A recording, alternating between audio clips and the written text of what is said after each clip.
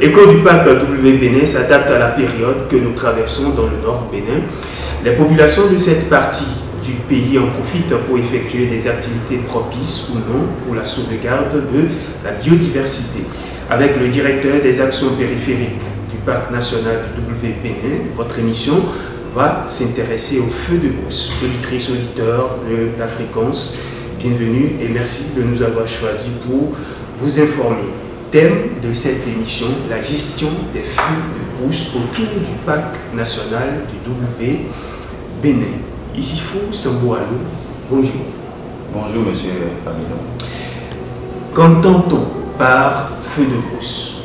Alors, un feu de brousse, c'est un feu allumé volontairement ou par accident dans la brousse. Ça, c'est la définition la plus simple à comprendre. Mais par ailleurs, la législation forestière distingue le feu de brousse comme un feu mis de manière tardive et qui fait des dégâts.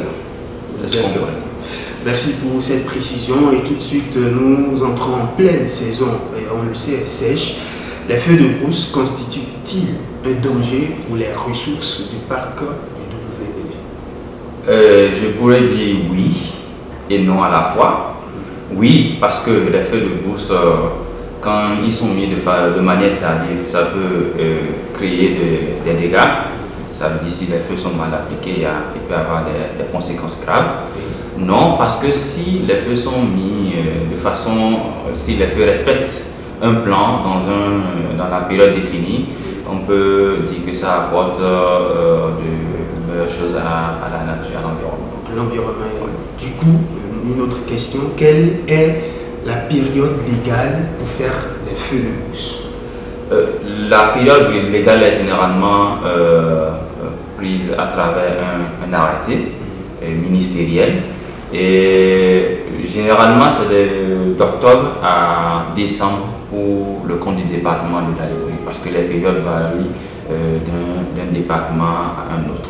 Et quels sont les avantages des feux de brousse planifiés? On peut énumérer plusieurs avantages. Le premier avantage d'abord c'est de prévenir les dégâts et accidents sur les installations et matériels. Le deuxième avantage c'est de contrôler l'effet des feux tardifs sur la végétation.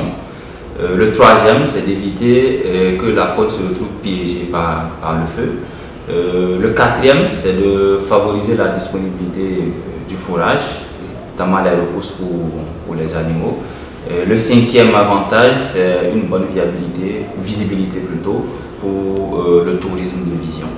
Important d'ailleurs, quelles sont les dispositions prises par la direction du parc pour éviter les dégâts liés au feu de brousse?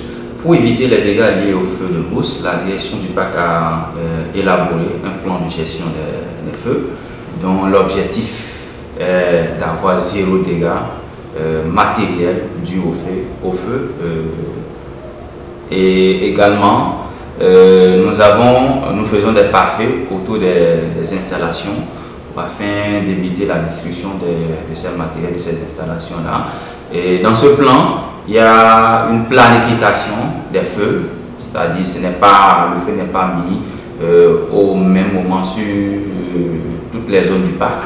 Il y a une planification, quand on met le feu, il y a un suivi qui est fait et la direction du parc respecte la période officielle autorisée par l'État béninois, c'est-à-dire entre le mois d'octobre et le mois de décembre. Et il y a également qu'on a mis en place un système pour permettre les interventions rapides en cas de débordement des feux, aussi bien dans le parc que dans la zone périphérique.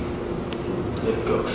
Est-ce qu'on enregistre des feux de brousse engendrés par les populations riveraines? Si oui, quelles sont les mesures prises pour décourager une telle pratique? Oui, on enregistre des feux de brousse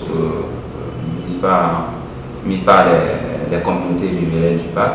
Et généralement, ce sont les feux tardifs, comme je l'avais dit, qui créent des dégâts. Mais nous faisons suffisamment de sensibilisation pour quand même permettre aux communautés de mettre ces feux de brousse pendant la période définie, indiquée par l'État. Mais en termes de de sanctions. Il y a l'État quand même a prévu des tests de loi qui découragent ceux qui mettent les feux de brousse, surtout tardifs. Et comme sanction, il est prévu une amende de 50 000 à 500 000 pour toutes les personnes qui mettent le feu tardif. Les sanctions, c'est d'abord à travers une loi, les tests de loi du Bénin, notamment le décret 96-271 du 2 juillet 1996. Il y a également la loi sur portant le régime des forêts en République du Bénin. Et la principale amende qui est prévue pour les communautés qui mettent les feux de brousse tardifs, c'est 50 000 francs, une amende comprise entre 50 000 francs et 500 000 francs.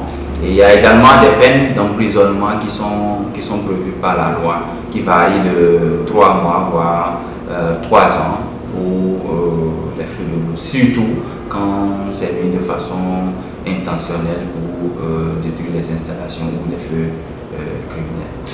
Isifou Samboalo, directeur des actions périphériques du Parc national du W, nous sommes au thème de cette discussion.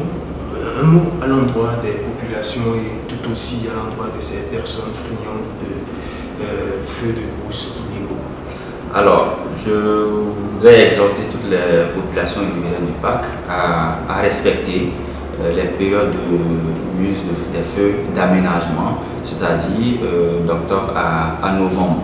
Et si ces personnes n'ont pas toute la maîtrise nécessaire pour canaliser le feu, elles peuvent se rapprocher de la direction du parc pour bénéficier d'un accompagnement pour pouvoir mettre le feu de façon à ne pas détruire les installations ou les biens d'autrui. Également, les feux de brousse dans le parc sont absolument interdits. C'est du ressort de la direction du parc. Donc je voulais exhorter les communautés riveraines à éviter de mettre les feux dans les zones sous contrôle du parc. Merci beaucoup pour tous ces détails. Stop et fin pour cette émission écho du parc du W-Bénin, réalisée par Dialogue FM avec l'appui technique et financier de Africa Pax. Le thème de cette émission, la gestion des feux de brousse autour du parc national du W. Merci de nous avoir suivis. Population, vous êtes invités à respecter les périodes de mise à feu des feux d'aménagement. C'est d'octobre à décembre. Dieu regarde et à très bientôt.